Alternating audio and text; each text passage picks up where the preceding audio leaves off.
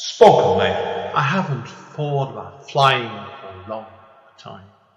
I haven't dreamed of that moment when I was alone above the clouds for a long time. I haven't dreamed of waking up in a room surrounded in blue and green grass for more years than I could dream of remembering. I haven't walked back into the past or scratched on the doors of my origins, where it all came from, since I held up that cape for the last time. Return to Kent Town 10th Year Anniversary Edition is a revised version of Andy N's first poetry book. The book can be purchased from Amazon and it contains numerous additional material.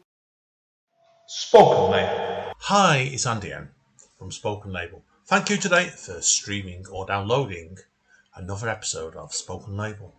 Spoken Label was originally set up on beginning of 2016 and as of speaking has currently nearly 300 sessions. The full archive is available on Spoken Label bandcamp.com. Although it is available for free for stream and download if you wish, I am always grateful for any sort of kind of donation to enable me to keep the running costs of this podcast going. And enjoy. Take care. Bye bye. Spoken Label. Hi guys, Andy N, Spoken Label, back in the house. Second podcast in a day. Not done this in ages, it's been a fantastic feeling. I'm over at Manchester Central Library's Cafe today, and the last time I was here was 2.5 years ago, and it was rammed. And the lady I was chatting to, Helen at the time, we could bet we were shouting at each other so people could hear us. Now, I've got a lovely lady with me today who I met over at Word Central here actually recently, and she went over to Speakeasy and impressed me and Amanda so much. Amanda's asked me told me point blank, get her on Spoken Label.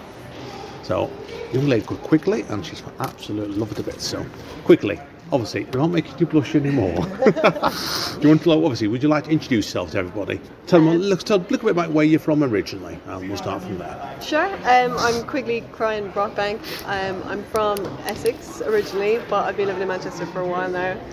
I'm aware that my accent is Irish right now, but my mum is from Ireland and I've been living in Dublin for a while, so... Yeah, that's what caught me out, because the first time I met you here, I know it was Speakeasy actually it was, I said to Amanda afterwards, we both thought you were Irish. I get that a lot. It really comes and goes depending on what I'm speaking about. Sometimes if I'm talking about something like that reminds me of Essex, like a really strong Essex accent. Oh, right, yeah. I mean, you do like it's, if your family's from various areas, and Amanda's like this, I'm not going too much. Her dad is from Bradford, and her mum's actually from somewhere in Eastern Europe, and I can't remember. But she'd lived in various places like you have, and your accent changes, doesn't it? So. Yeah. Well, my little sister is like the thickest Essex accent. She's like speaks so quickly, and it's like da da da da. But my brother sounds really posh, so we all have completely different. God, yeah, it's weird, isn't it? Then so, you obviously like you said forward, obviously your mum and tell us obviously like you were originally born in Essex, weren't you, in Chelmsford, and then you moved over to Dublin, didn't you, after you do your degree here, wasn't it? Yeah, I did a master's degree in Dublin at one of the unis there, and yeah, I was hoping to kind of stay a bit longer, but obviously with lockdown and stuff, it got very difficult to get any kind of job, so I had to move because Dublin is very expensive. Yeah, it's one of those ones that is a myth. Like it certainly used to be from Manchester to fly over there. It's a cheap flight. Yeah. It's when you get over it was too expensive. And the housing crisis right now there is insane. Like it's worse than like Paris or London. Like. Oh God, yeah. Come to Manchester, it's cheaper then. Now, obviously, I'm here today to talk about your writing because this is a bit of a story behind this, isn't it? Because you contacted me for Night I Co-Run Speakeasy, you did, and then we came down to Word Central. I think it was the week before last month or the other month, and you were on there, weren't you, reading? Yeah. And I said to Amanda after, I'm sure that young lady's down for the Speakeasy. And I double checked and it was you, wasn't it? And we both loved your piece. So, but then we've seen you read a couple more times since. You're brilliant. So now, where did your writing originally come from? I actually have like no idea. Oh right, so what was your degree and masters in then? Oh, my degree was in English Lit. I actually did a creative writing course while I was on that, but my teacher or the professor said that my writing was irredeemable. What does irredeemable mean? I have to think, does that mean? Yeah, like it could not be redeemed. It was just... That's an unusual comparison. It was not great. Yeah. But I know, I've only kind of just started writing recently. I wrote when I was like 11, and I got like something published in like a children's poetry anthology, and like I've never been able to compete with myself at 11 years old, so I just stopped writing for the next like 10 years. Oh wow! So then it came back here, obviously a bit later on, then, didn't it? So yeah, like literally maybe October last year, like very recently. God, it's recent, isn't it? So Very recent. that's what's interesting. Like your work, it like three times I've heard your work's that well formed. It shows, it just shows you like it's almost like you're meant to be, isn't it? So I hope so. I really like writing. I think it's always been I'd want to write, but that I've been kind of stopping myself from doing it, and I think I'm just stopping myself less now, if you know what I mean. I really enjoy it though. It feels good when I actually do the writing. yeah, because you primarily, people are wondering, you're a short story writer that I'm aware of. I don't think you've done anything else, have you? So I have a few other little things, but like poems or whatever. But generally, short story and flash fiction, yeah. For now.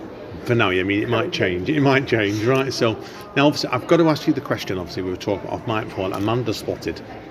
First time when we saw you at Word Central, Amanda absolutely was the stitches in that first piece. When I don't want to give too much away in case you read it today about the body parts and stuff. And it came again, we heard it again and again. I thought different parts here. What is the obsession with body parts? You'd have to ask my therapist. I don't know. Actually, there's like three things that seem to come up a lot in what I'm writing. I'm not really sure why. It's body parts, religion, and mud or like dirt. Really? I'm not entirely sure why. That's interesting. I think the religion stuff is like I went to Catholic school. That makes a lot of sense. They always say religious guilt or something, don't they, or whatever? Yeah. Yeah, very much. That's blessed. But the body parts thing, like it was like. We both honestly thought, and I know you told me otherwise, you just said before, we both thought you'd done some sort of medical degree, so you were a student nurse or something. I think I'd be able to write more sensible pieces if I had done one. I have no idea about anatomy. I don't know, actually, looking back on a lot of stuff I wrote that was kind of like the tail end of lockdown, like October time, it kind of makes sense that a lot of it's like, kind of the desire to like connect with stuff again, and I think there's a lot of like isolation at that time where you're not really in touch with your body, especially if you're like sitting on your computer all day. You kind of don't. Yeah, and you obviously, for people obviously know now, I know you've got a job that works from home at the moment, so it's like that's probably where it comes from, probably, isn't it? So yeah, or kind of like being trapped inside your body, or wanting to cut things from you. You know what I mean? Yeah, lovely. I'm kind of not sure what the kind of level of taste is for many of these things, because it just doesn't bother me to write this kind of stuff. Yeah, it's like, do you find when you're writing and you think like you've got this seems it's very raw for you and it's very uncensored almost as well. Like do you surprise yourself when you look back at them afterwards? I'm still kind of only just learning to edit my own pieces, because I'm still very much like I can only write if I don't think about the fact that I'm writing, and as soon as I'm like trying to do something, I find that it doesn't come as easily or it feels too forced. So I can only really write when it's like there's something in me and I'm trying to get it out. Yeah, and that's why you're dragging your body out, aren't you? Yeah, it's very like purging. But then when it's out, it's like I kind of don't want to look at it too much because I'm afraid of what it's going to be. But I'm getting better. I'm learning to edit. But I think a lot comes from experience, really, and that's why it's like you've told me already. We've worked out what you've done on open mics here, so obviously I'm not going to name what the nights were in order. But tell us about the first night you did then. The first ever one I did was the Mind Over Matter. Oh, I wasn't going to name the night, so you don't embarrass yourself. No, well, you might as well name it then, yeah. And that's ironic where I've just been actually before. So yeah, tell us about that first experience then. When you go on a stage. Have you ever done any work on stage before? No, like I was really into acting as a kid, and then I stopped that at secondary school as well. But I don't know, it was horrifying. Oh. Yeah, it just made me feel sick. And like everyone seemed to be talking about like how they get such a buzz off doing the open mics and stuff, and as soon as you're done, it's such a sense of relief. But as soon as I was done, I was like, I just want to go home and be sick. I think the first one's like that. I've been doing it for 15 years now, one way or another. I don't do as much nowadays because various reasons. But yeah, first, I remember the second one I ever did, and this is my story. So I ended up doing a night in Withington actually, And we'd been out all day, me and my friend out drinking, who was a poet himself, and we ended up doing 5-10 minutes set each. And the stomach went off after he was on stage. Oh. Yeah, so anyway, yeah, I know what you mean there. So that horrible physical feeling Yeah. of ah. yeah, I know what you mean by that. But it's like, it obviously didn't put you off, did it? It made you want to do it again and again, didn't it? So Well, it didn't make me want to do it again, but it was more like I forced myself to do it again. oh, what do you like? Whereas like I knew that I wanted to do this more. So I've kind of been trying to do that. And actually I have enjoyed it more as it's gone on. Or maybe disliked it less. I'm Yeah. not sure which. I think a lot of it depends on the night you're doing as well sometimes, and it's not bad mouthing any of the nights you've done, because I run one of them. That's the best one. That's the one. Yeah, of course. But no, I think every night you go to, the environment's different in every one, and Yeah. I think sometimes if the first night you're going to done it, if it's a fairly busy night, you can afterwards can be like, it can leave you a nervous wreck. Yeah. And like, if everyone does a specific type of thing, then if you do something different, it feels like you stand out more, and Yeah. that's not very much in a good way. Like I feel like certain evenings want certain types of things. And like it's difficult when you're reading like short stories as opposed to like spoken word poetry or like slam poetry and stuff, because I think there are nights that are specifically for them. Yeah. And if you read it, often you can tell that the audience isn't as into it as if you read at ones that are kind of people are reading all kinds of stuff. And whatever. That's the nights I tend to prefer going to, because anything goes to me. I know what you mean with that. And Amanda's the same. She just writes anything. So, but yeah, I think do you reckon that's the direction you're going to carry on with yourself, and more concentrate your short stories and more, or you're not flash fiction or? I think I'd like to write longer pieces at some point in the future, but I would have to learn to sustain my attention on something and actually edit and plan things, because I haven't planned anything that I've written ever. But for now, I'm really enjoying just writing whatever comes into my head. Oh yeah, fair play. What's the longest piece you've done so far then? Oh, I think it's maybe like 7,000 words, maybe a bit less. That's not bad. That's about 30 pages then, basically, isn't it? So maybe it's less. I don't know, something like that. Anyway, yeah. It's something that's too long to read at an open mic night, isn't it? Yeah, and it's a shame because I'd like to read some of it, but like it's quite narrative-y, so it's hard to know.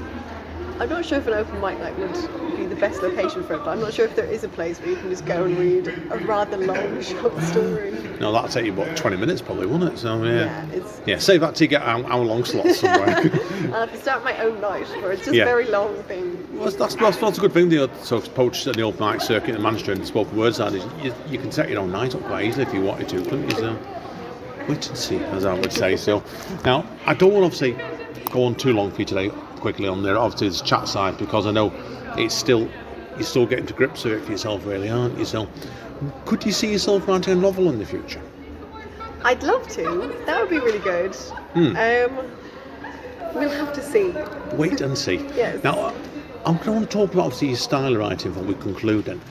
When you were growing up, is there any writers that you really liked that you think have influenced your work in a way, even? Whether it's subconscious or not even? I have a thing where I tend to get really, really, really into specific writers for like a period of time. Some of them, I can't say if they've influenced my work or if I just like them, but I loved Kafka. There was a big period where I got really into Kafka. Oh yeah, some of his stuff is really challenging, challenges sometimes. Yeah. He just never read his, so well I couldn't name any of them to you, so I studied him at university for a term. Oh right. No, I can't remember. Mine's gone. The one where you wake up and you're a cockroach. That one. That was one, yeah, Metamorphosis, yeah, that was the one. That's the one I knew there's a bug one. I thought, that's the big one of his already. Bug one. Yeah. That's the big one. It's a bizarre story. That. Anyway, right. So, who else have you been obsessed with over time? D.H. Lawrence, I'd say, is my favourite. Sons and Daughters is the one Sons and Lovers. Sons and Lovers, that's the one of his I really like. And The Rainbow. Yes, I've read The Rainbow. That was a few years ago as well, yeah.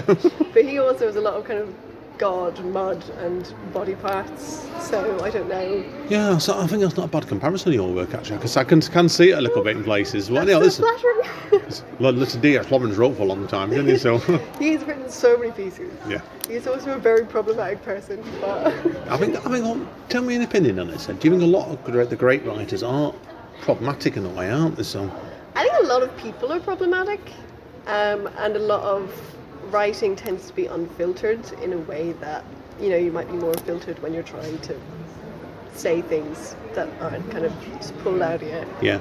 And someone like is a Kafka and also D.H. Lawrence, say, well, what? D.H. Lawrence is pushing 100 years ago, and Kafka was even more, wasn't it? So Kind of 1920s, 1940s, so yeah, around that time really. But, you know, I think some people are not so good for their time, and some people are of their time. yeah, I mean that's a subtle way of putting it. I think some writers don't they like it. I've got a few writers I like, but you can't read them nowadays because it's not because of cancel culture. They're not dated well. Yeah, like sometimes you read something and it just makes you cringe the whole way through, and you're like, Yeah. oh God, why can you not just have better thoughts than this? I've got a sci-fi writer. I'll tell you off mic. I used to read them. Dad loved me reading them at 10 and 11. And I looked back at them the other month and I thought, oh dear, that's so incredibly sexist. Oh, there are a lot of sci-fi. Sci-fi is a big one. I can imagine. Yeah. I really like some of them though. I feel like some of the people I really enjoy are just very problematic. But you just have to read them with a critical lens. Yeah, I think you do. It's like if the older, further back you go, you've got to ignore it, haven't you? So, I mean, I think I've laughed at myself thinking people will be discussing our work in 100 years' time. That'd be nice. They'd be calling me horribly problematic. And if you're calling me downright insulting. Right, quickly. What we'll do is we'll wrap up now on this bit. I want to give you plenty of time to let you read some pieces out for us tonight. So instead of us chatting on for half an hour, to know you're at the beginning of your writing career, but I want people to hear your work tonight more so. Now, it's how do you want, if people want to contact you, are you okay? People contact you through Facebook at the moment. Do you want to find out more of your work? I guess, sure. Yeah. Yeah, I'll put your Facebook page on there on the right, so people can track you down. So. Okay, I'm going to make an Instagram account for my stuff at some point, so hopefully that will be up by the time. Yeah, this podcast goes live, so then we can bung that on as well. I think that's a great idea because I found, it's a good point for anybody, is doing when I've moved to Speak Easy onto Instagram as well, fairly recently. The queries you get on it are incredible. Really? Same with Twitter as well. Oh, okay. Yeah, I need to actually do social media. I don't have any at the moment. I'm very bad for it. I'm not really into it that much, to be honest with you. It's horrifying to me. I hate it. I don't want to be, like, observed by anyone. Yeah, same for me, but it's only reminds me of writing or Speak Easy and podcasting. So anyway, right. I'm going to change topic now before I put my foot in my gum. No, I'll see you on. Spoken Label. Hi guys, yeah, I'm still here with Quigley. She's going to read out for us now. I think is it flash fiction, these Quigley, or short stories? A bit of both. Bit of both, no. Over to Quigley. Okay, so this first one is called Yeah, but I don't think it really means anything. Great title. This ear thing growing out the back of my head, I don't know, it's never really bothered me. Like, it did when I was a teenager maybe, and a couple of other kids said things, but I grew up in a small town. There were always weirder kids with weirder things going on to pick on instead, and I never really cared about the odd remark, because I didn't care about the ear itself, you know? I think my hearing was maybe better. Like having eyes in the back of your head, could really hear things said behind me, hear stuff all over the place. But that's just in retrospect. At the time it was all I knew. Hearing was just hearing, and a little knob of flesh somewhere I couldn't see didn't pop into my head more than once a month, unless I lay on it funny or someone chose to remind me of it. It was just a part of me, you know, I didn't think to care about it really. But here we were, me small, and peering over the dashboard thing at the passenger side, my dad in the driving seat, and I haven't seen him in maybe 2 years, which is a very long time in Chinaland, you know. Like, it's nothing now, but I remember it feeling like he'd been dead and come back to life for me. Come back across some vast ocean just to drive me to school. And he turns to me as he's driving. We're in his fancy car. It felt like a spaceship to me at the time. I couldn't believe I got to be in it. I got to have this man drive me to school in my own spaceship with leather seats that lay back so far. Well, he turns to me and his eyes look sad and he says, "Such a shame about that ear, eh?" And it takes me a little while to work out what ear. Like I've got plenty to choose from. Or is it even one of mine that he's talking about? But his eyes move to the back of my head, though I know he can't see it. It's facing the other side. Can't be seen through my hair half the time anyway. So we've just been sitting in the car all this time, not talking. And I guess I thought the silence was comfortable. But my little kid brain realises he's been thinking about it. All this time he's been thinking about my ear and what a shame it is. Not saying anything. So I just say, I guess. I don't really know what to say. I'm hoping he'll explain what's such a shame. But he just looks back at the road and lets out this long breath. Then after a minute, me just sitting, waiting for more, because now I know that he's thinking about it, sitting there thinking, and he says, "Is it hard being around the kids in school? Do they say nasty things?" And I think, oh, he's worried about me. It's just that he loves me and he's concerned. So I say, "Oh, no, not really." Like, I get the odd comment, but no one actually cares. And he says, "Oh, really?" And seems so surprised. I don't understand it, so I just wait. I just sit there because he's gone back to silence, so now I know silence means he's thinking about it. but I don't know what to say. I told him the truth, and he's still looking at the road. He sighs again and says, "It must be very hard though, you must want to get rid of it." Like it's not a question, just a statement, "I must," and then says, "I could help you with that, you know. I could get rid of it for you. I know it must bother you, but I'm confused because it doesn't bother me. Should it have? Am I missing something?"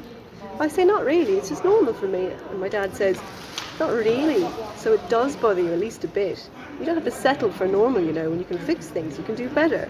You know you'll feel better when it's gone, and you'll be so grateful, you'll be glad."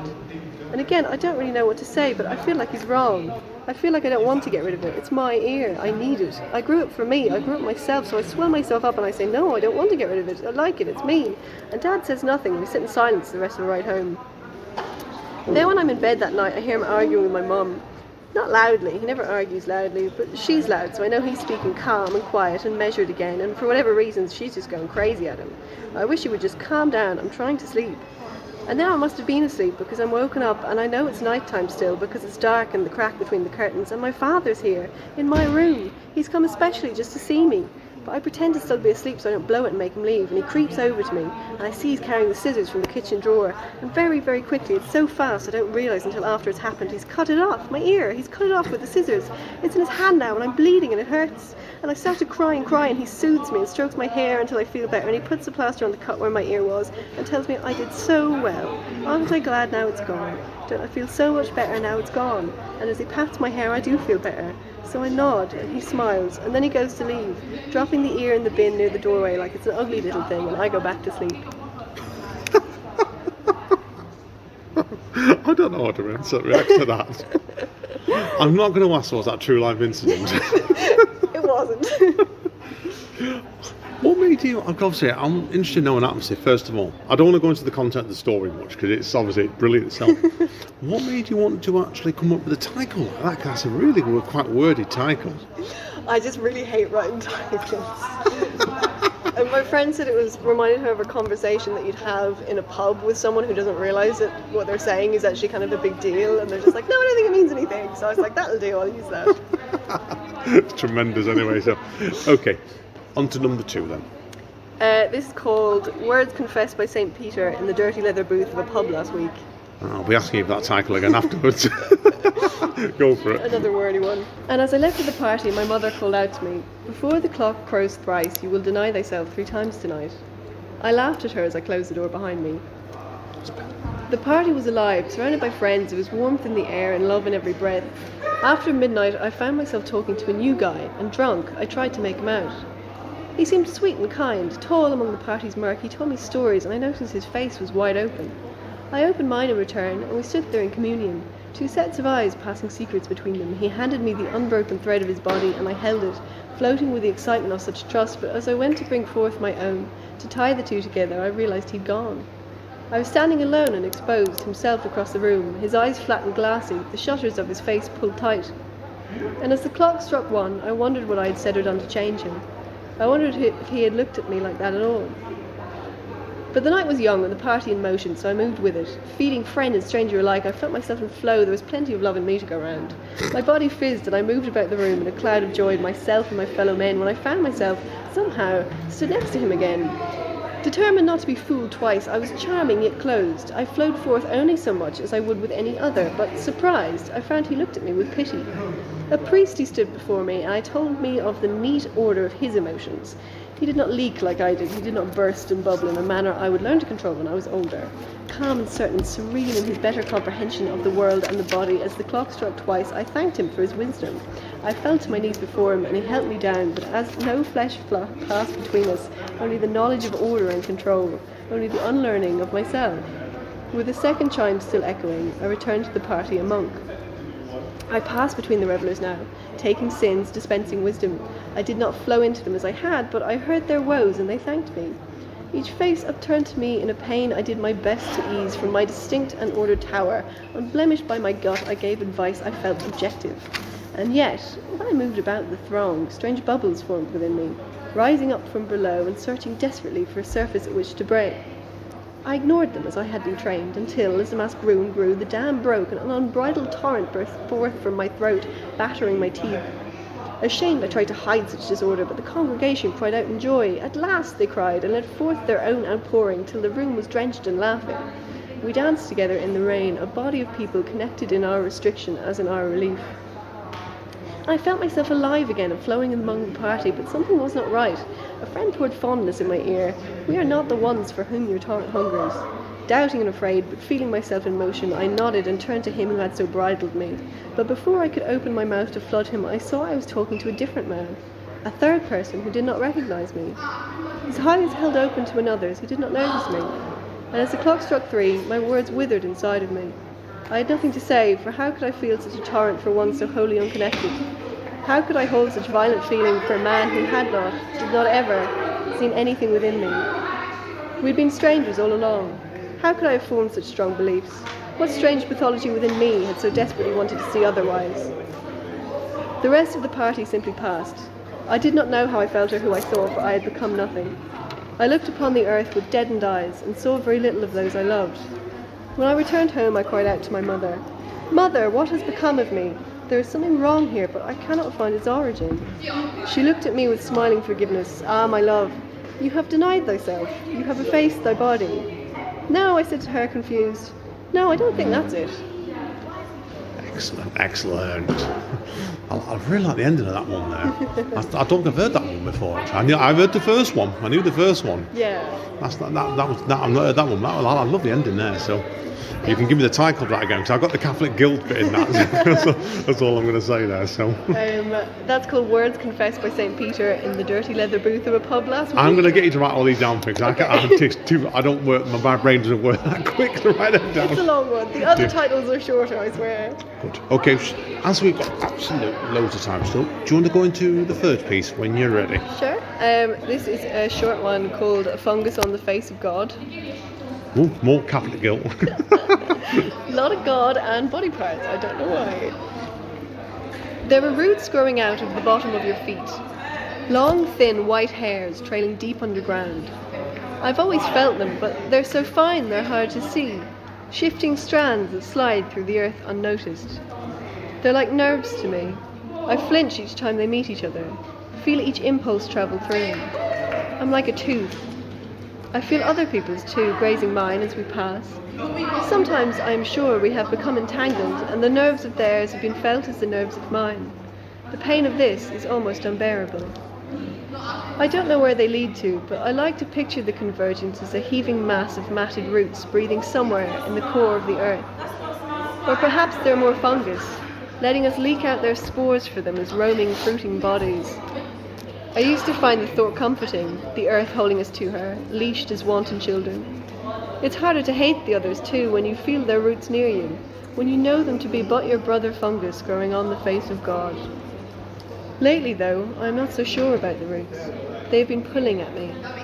It's becoming harder to lift each foot, and each landed step seems deeper into the ground. The mud began to creep between each toe, and now it's at my ankles. I'm wading all the time. I'm afraid to be pulled down, for I cannot breathe the dirt. I made the decision a little while ago, and now I sit upon the ground with a small bone knife in hand. I've tried to cut the roots before, but they will not be severed, so I sit, breathing in and out, deliberating, waiting for resolve, but I know it will not come unless I trick myself, so without thinking I begin to cut the flesh from me. What shocks me is it doesn't hurt. My blood is so loud within me I cannot feel, and I watch my hands begin to cut the sole from my first foot, and the roots blacken and wither as I am in part released. Halfway untethered, my body swings upwards. My hands hold the knife to my next foot. My gut twists as the knife enters, and more roots begin to die, and with each ruined nerve, the earth needs me less, but I cannot stop. I will not be pulled down into her. The heel, the arch, the ball, each toe is shorn of flesh. The raw redness is open to the air, puckered with empty root holes.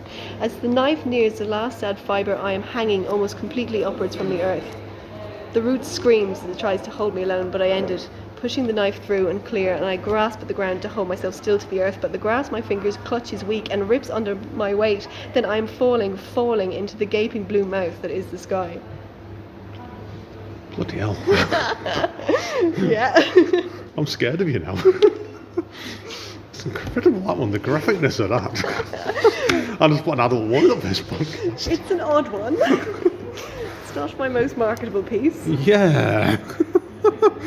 Wow. I don't know what to say to that. It's great storytelling, but yeah. Thanks. Yeah. Okay. Oh yeah, we've got. Do you want to do one more? Sure. Okay. This is a bit of a longer one. That's fine. We've got time. Okay, so Okay. go for it. This is called opening up. Ooh, shorter title again. I see what you mean. Yeah. Anyone's following these podcasts, they will notice they start off at epic title, long title, shorter title. Now really short one. Yeah. I have no idea what that means. Hi there. No, you're in the right place. Come on in. There are no set times for tours, so I'm happy to give you guys one now if you like. Just a few of you today, I see. Well, that's absolutely fine. We can get to know each other a little bit. Have you travelled far? Oh, sorry, no, that's fine. I'll keep it quick. Don't want to be keeping you if you're busy. No worries at all. Let's get started. First stop on our tour. Now, can anyone tell me what this is? That's right. It is a stomach. If you just want to pass it around amongst yourselves, yeah, feel free to give it a good feel. That's great. Not what you expected, is it? Now, a lot of people think the stomach is going to be pink and squishy, quite a cute organ, but as you can see and feel, this one's more of a rusty brown and quite swollen too. Hard with something inside it, right? Not quite so cute. Of course, this shouldn't be seen as a standard for stomachs, as what you're here to see are abnormalities, and this piece is a great example. It's certainly not something you would want for yourself. Oh, that's a great question. Thank you for asking. Yes, this and everything you see today are in fact all my own organs, so no need to worry about ethical sourcing. Now, this stomach, for example, should not be nearly so hard. Also, if you give it a shake or a squeeze, yep, you've got it, just like that. See how that thing inside softens and starts moving around. You hear that strange sort of ripping and sucking sound? What is that? Another great question. It's clearly something abnormal, but full disclosure, we actually don't know. We know there's something bad in there which seems to be trying to get out, and we feel like it might want to hurt people. So this governing body, pun intended, has decided not to investigate too thoroughly. It does seem to be fine where it is, and it's not hurting anyone, so just an exciting abnormality to show you all. Next up, we have this long, metallic-looking object. Now this was taken from the space between the front of my ribs. See how it would sit right there from the end of the sternum to just above where your tummy is? Now again, I should stress, this is not a common organ. This one has only been found in me. There may well be others in existence, but they haven't turned up quite yet. For now, little is known about what it is or what it does, but we think it acts as a sort of filtration system and a store for body dirt. Notice how the casing looks clean and shiny, quite cold to the touch, but if you look at your hands after handling it, that's right, they've become all dirty. And if we take a little of this casing off, there you see, there's all this nasty dirt build-up inside it, clogging it up. Pardon? Well, as I say, we're still learning about it. We're really not sure why I have this and no one else seems to, but maybe we just haven't had enough people cut themselves open for us. But we currently believe that some bodies simply take in and hold on to more dirt than others, making the growth of this organ due to necessity. We're not sure how much of this is genetic, but it seems that the dirt gets into the body somehow, perhaps creeping in under the fingernails, or it might be ingested or breathed in. But when one is frequently exposed to dirt, or particularly vulnerable to its invasion, the body seems to compensate by developing this system to pull as much of that nastiness out of the bloodstream, out of the circulation, keep it locked up nice and safe here where it can't get on anything or cause any problems, keeping the whole body protected. Do you have a dirt sink? Well, I really can't answer that for you unless you let me a little more into you. No? Well, I will say I personally feel mine all the time. I was very aware it was there before showing it to you guys, so my guess is if you can't feel it already, you probably don't have one. Though you're only young, maybe you'll grow one in time if enough dirt gets into you. Okay, now we have this item. Who can tell me where this belongs?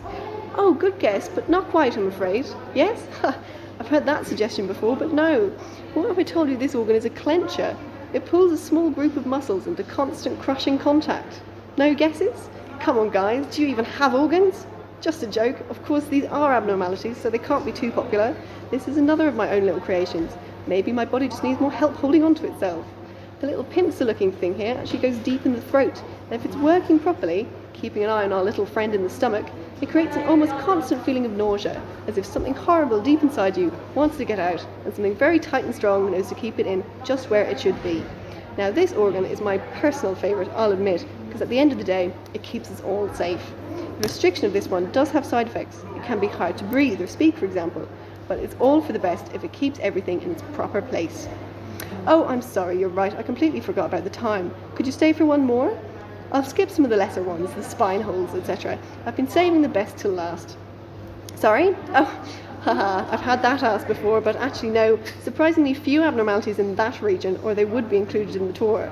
Not sure why that is exactly, but I'd make a joke about lack of use if there weren't children present. Okay, right. Last, but certainly not least, we have this beauty here. We don't actually have a name for this one, and it's not been found in anyone else either, though I have been searching. We have absolutely no clue what this one does, simply because, as you can see, there's not much to it. It seems to be a coagulated mass of flesh. Sometimes it throbs, sometimes it feels pain. It has even been known to wander a bit around the abdomen, like the proverbial womb. But mostly it appears to just sit there, occupying a space in the body. It does not connect with any other organ, nor does it have openings or entrances for things to get out. It's not a tumour, as these cells are not cancerous. The body has grown it on purpose. Give it a feel. It feels horrible too, doesn't it? Completely dense and unyielding. There's nothing in it. It just sits there, all the time. Oh, are you sure you have to go so soon? Well, I mean, you're welcome to stay longer if you like. Before you go, what do we think of this last one? Do we like it? Do you like what I've shown you today? Do you still like me? Do you have any organs you'd like to share? No? Come on, I'm sure you can stay a little longer. Got some great games you can play if you like. Or why not fill out a visitor's form? Tell me what you thought of everything. You've seen me open, you can't leave now.